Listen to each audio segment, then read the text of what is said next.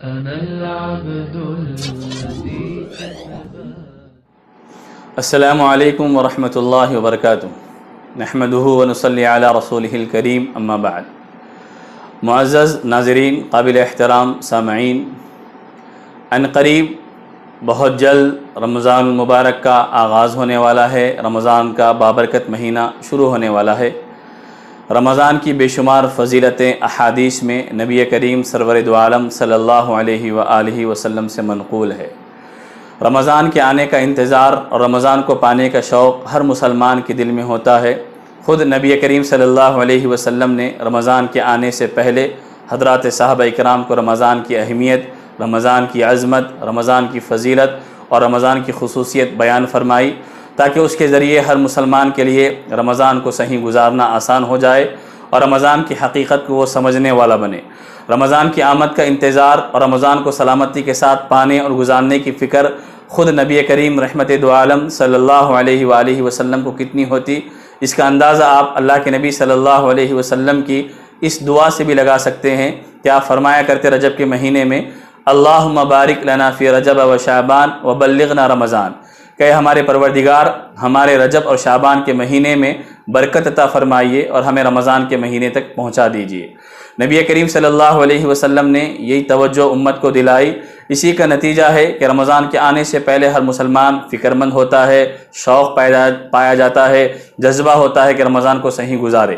لیکن ان حالات میں جہاں پوری دنیا میں کرونا وائرس چل رہا ہے اور کرونا وائرس کی وجہ سے دنیا متاثر ہے، لوگ پریشان ہیں اور حکومت انتہائی درجے پریشانی کے عالم میں دوچار ہے، لوگوں کو بچانے اور حفاظت میں رکھنے کے لیے مختلف تدبیریں اور کوششیں کی جا رہی ہے. انہی تدبیروں میں سے ایک تدبیر لاک ڈاؤن ہے، جو گزشتہ تقریباً 1 مہینے سے ہمارے ملک کے اندر بھی چل رہا ہے اور لوگ اپنے گھروں کے اندر ہے، کوئی کام کاج نہیں ہے اور مساجد کے اندر جو عمومی نمازوں کا اہتمام ہوتا، جمعہ کا اہتمام ہوتا، اس لاک ڈاؤن کی وجہ سے اس کے اوپر بھی فی الوقت پابندی لگی ہوئی ہے کہ لوگوں کا اجتماع ہونا اور اکٹھا ہونا مسجدوں میں نہ ہو. چنانچہ جب ان حالات میں رمضان جیسا مبارک، مقدس اور برکتوں والا مہینہ آ رہا ہے تو ظاہر سی بات ہے فطری طور پر ہر مسلمان کو یہ فکر ہوگی اور پریشانی ہوگی اور یہ سوچے گا کہ رمضان کو ہم کیسے گزاریں گے، رمضان کا ہم کیسے اہتمام کرنے والے بنیں گے. تو ہمیں اس موقع پر اسی بات کی طرف آپ کو توجہ دلانا ہے کہ جس طرح ہم گزشتہ سالوں میں رمضان کا اہتمام کرتے،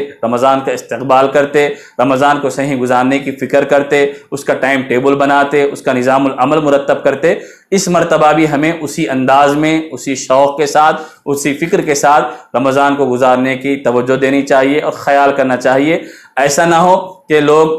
لاک ڈاؤن کی وجہ سے مسجدوں کو نہ جانے کی بنیاد کو بہانہ بنا کر رمضان میں غفلتیں کرنے والے بنے، کوتاہی کرنے والے بنے، عبادت اور اعمال کے انجام دینے میں سستی کرنے والے بنے، تو یقیناً یہ بڑی محرومی کی بات ہوگی. رمضان کو صحیح پانا، رمضان کا صحیح اہتمام کرنا، یہ ہمارے ایمان کو پختہ کرنے، ہمارے اعمال کو مضبوط کرنے کا ذریعہ بنے گا. اب جبکہ رمضان کے موقع پر علماء کا، مکاتب فکر کے ذمہ داروں کا، مسلمانوں کو یہی مشورہ ہے حکومت کے کہنے کے بنیاد پر کہ ہم رمضان کی عبادتوں کو بھی اپنے گھروں کے اندر انجام دیں. رمضان میں روزہ رہ کر بھی گھروں میں ہی رہنا ہے، تراویح کا اہتمام بھی گھروں کے اندر ہی کرنا ہے، دیگر عبادات، نوافل ہے، تلاوت قرآن ہے، دیگر چیزوں کا اہتمام بھی ہمیں گھر کے اندر ہی کرنا ہے. یہ ہمارے لیے پہلا موقع رہے گا کہ رمضان کا پورا وقت ہم اس لاک ڈاؤن کی وجہ سے اپنے گھروں کے اندر گزاریں گے، اپنے گھر والوں کے ساتھ، اپنے بچوں کے ساتھ. صبح سحری سے لے کر افطار سے لے کر سحری تک کا